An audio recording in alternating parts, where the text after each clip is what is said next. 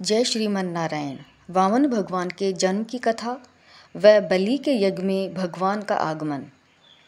सुखदेव जी कहने लगे, हे राजन, ब्रह्मा की स्तुति करने पर भगवान अदिति से प्रकट हुए। भाद्रपद शुक्ल पक्ष में द्वादशी के दिन श्रावण नक्षत्र और अभिजित मुहूर्त में मध्याह्न के समय भगवान को देख जय जय करने लगे। चैतन्य स्वरूप भगवान शस्त्र आभूषण आदि धारण किए जिस रूप से प्रकट हुए सो माता पिता के देखते देखते उस स्वरूप को बदल वामन रूप हो गई।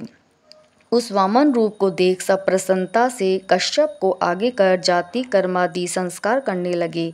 यज्ञोपवीत के समय सूर्य ने गायत्री का उपदेश किया। तदनंतर वामन जी ने सुना कि शुक्राचार्य ने बलि को बहुत से अश्वमेध यज्ञ कराए हैं। इससे संपूर्ण बलों से युक्त ही वामन जी यज्ञशाला में पधारे। यह यज्ञ नर्मदा के उत्तर तट पर भ्रभु कच्छ तीर्थ पर हो रहा था। वहाँ शुक्राचार्य आदि सब वामन जी को देख तर्क वितर्क करने लगे कि यह सूर्य का सा प्रकाश क्या चला आता है। इतने ही में वामन जी दंड छत्र कमंडल लिए आ ही पहुँचे। जटाधारी वामन ब्रह्मचारी को आते देख उनके तेज से आहत हो अग्नि और शिष्यों सहित भृगु जी ने उनको अभ्युस्थान दिया।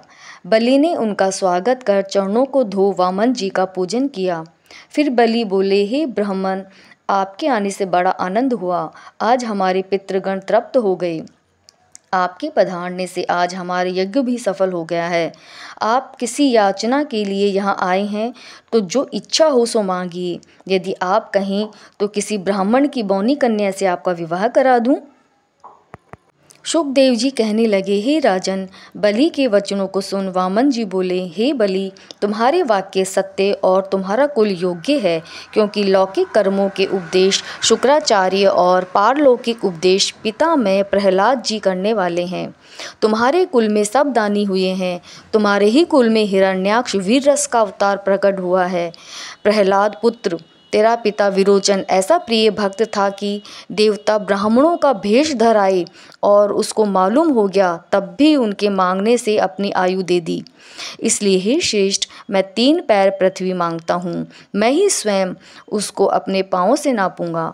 बलि बोले, हे ब्राह्मण कुमार, आपका वचन वृद्धों के समान है, परंतु बुद्धि मूर्ख बालकों के समान है। ब्राह्मण, चाहो तो मैं एक द्वीप दे सकता हूँ। इसलिए वामन जी बोले, हे नृप, जो 3 पैर पृथ्वी से संतुष्ट नहीं हुआ है वह वन खंड मिलने से भी संतुष्ट नहीं हो सकता। अतः जो मिल जाए उसी पर संतोष करना मुक्ति का हेतु होता है। इसलिए हे वरदर्शव, मैं 3 ही पैर पृथ्वी मांगता हूँ। हे राजन, तब बलि वामन जी के वचनों को सुन कर हंसकर बोला, अच्छा, जितनी इच्छा है उतनी भूमि ले लीजिए। यह कह वामन जी को भूमि दान करने को जान बलि से शुक्राचार्य ने कहा, हे असुराधीश, ये विष्णु भगवान हैं, कश्यप के घर में अदिति से उत्पन्न हुए हैं। तुमने इनको भूमि देने की प्रतिज्ञा कर ली।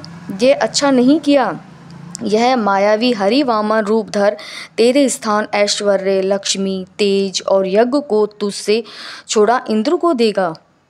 यह विश्व काय 3 ही पैर में तीनों लोक नाप लेंगे। जिस दान से जीविका नष्ट होती है वह दान प्रशंसा योग्य नहीं है। हे दैत्येंद्र, आत्मा रूपी वृक्ष का फल और फूल सत्य है। जो यह देह नष्ट हो जाएगी तो फल फूल कहाँ से लगेंगे। शरीर वृक्षों की मिथ्या भाषण ही जड़ है।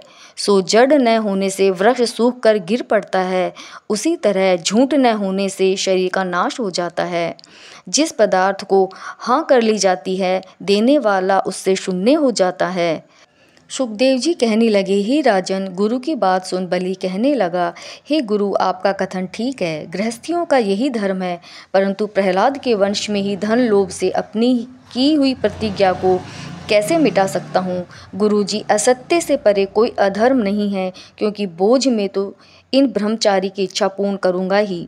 यदि ये विष्णु है तो क्या डर है। यज्ञों द्वारा जिनका पूजन किया जाता है सो वो विष्णु मेरे यहाँ मांगने आए हैं। तब चाहे शत्रु हो, मैं अवश्य दान दूंगा।